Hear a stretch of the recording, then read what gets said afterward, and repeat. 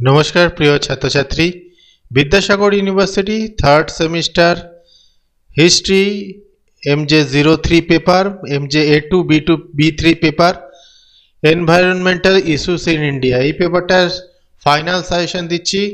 ভালো করে পড়বে, এগুলো থেকে আসার চান্স প্রবল রয়েছে।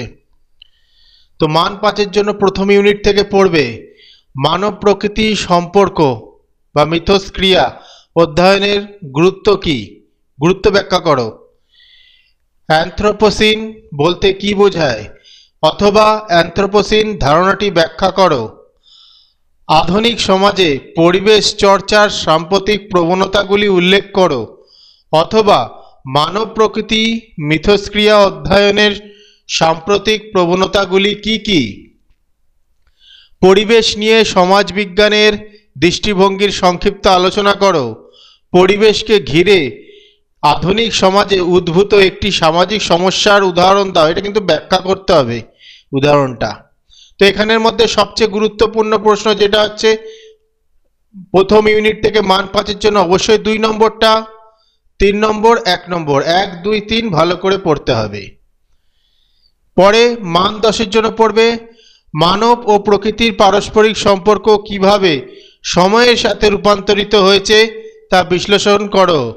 অ্যানথ্রোপোসিন ধারণাটি আধুনিক পরিবেশ বিতর্কে কি ভূমিকা রাখে বিস্তারিত আলোচনা করো।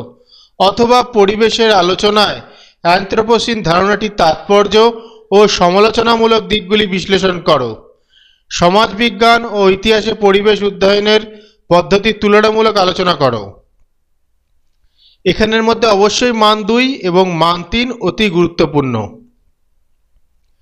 ইউনিট 2 থেকে পড়বে মান 5-এর জন্য ঔপনিবেশিক শাসনে বন আইন প্রণয়নের উদ্দেশ্য কি ছিল অথবা ঔপনিবেশিক শাসনে বনভূমি সংক্রান্ত নতুন আইনগুলির উদ্দেশ্য কি ছিল।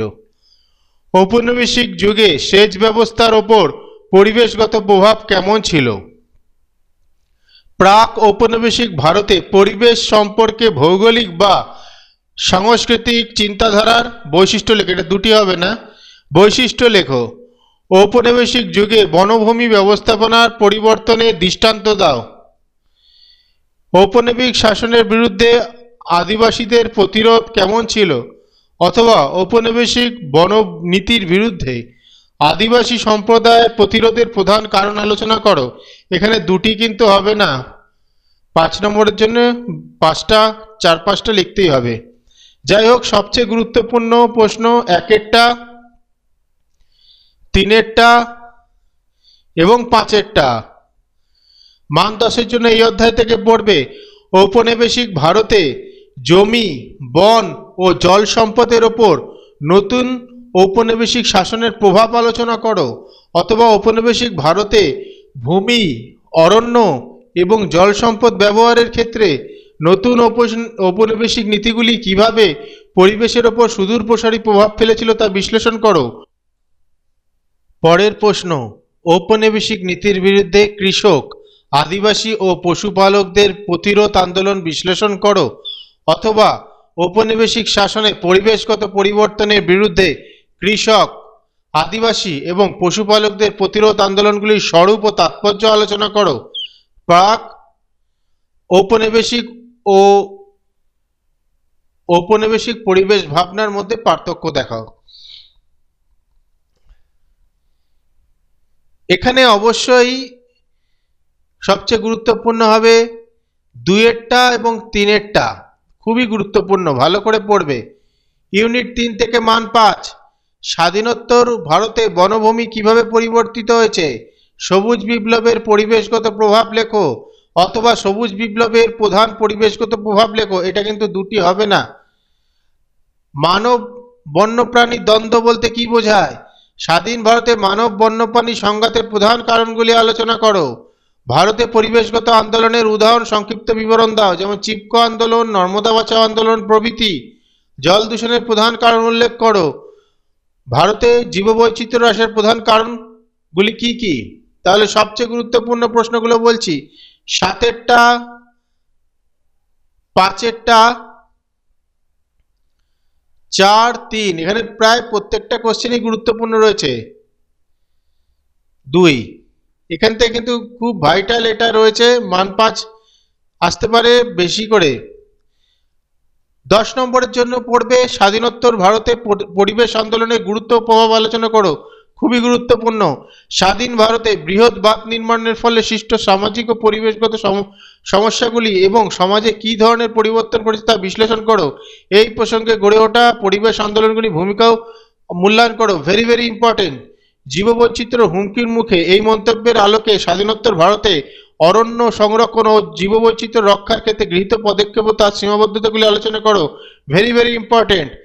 ক্ষুধা নিবারণের জন্য সবুজ বিপ্লবের ভূমিকা, এর দীর্ঘমেয়াদী পরিবেশগত ও সামাজিক প্রভাবগুলি বিশ্লেষণ করো।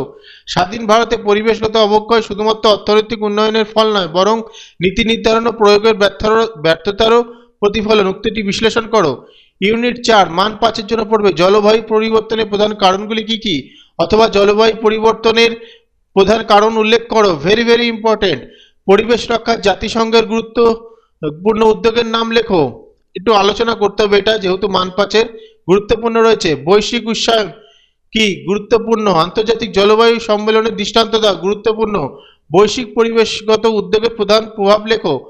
মান 10-এর জন্য বৈশ্বিক উষ্ণায়নের কারণ ও প্রভাব বিশ্লেষণ করো, খুবই গুরুত্বপূর্ণ। পরিবেশ রক্ষায় গৃহীত আন্তর্জাতিক উদ্যোগগুলি কতটা কার্যকর রয়েছে তা আলোচনা করো, গুরুত্বপূর্ণ রয়েছে।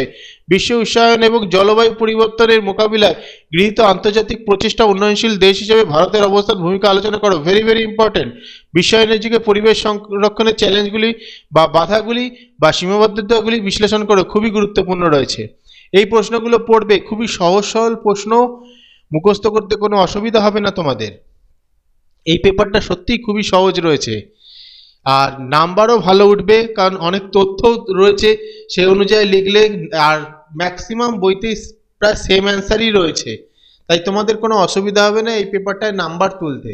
তাছাড়া এখান থেকে শর্ট কোশ্চেনের আমি সাজেশান হয়তো আজকে রাত্রিরে আর হলো না, কালকে হয়তো আপলোড করে দেবো, সেগুলো কিন্তু কমন পেতে পারো। খুবই সহজ সরল এবং বানিয়ে বেশ কিছু নোটস তো বানিয়েও তোমরা লিখতে পারবে। খুবই সহজ পেপার, ভালো নাম্বার উঠবে, ভালো করে পড়ো। ভিডিওটা ভালো লাগলে লাইক কমেন্ট শেয়ার করে দিও।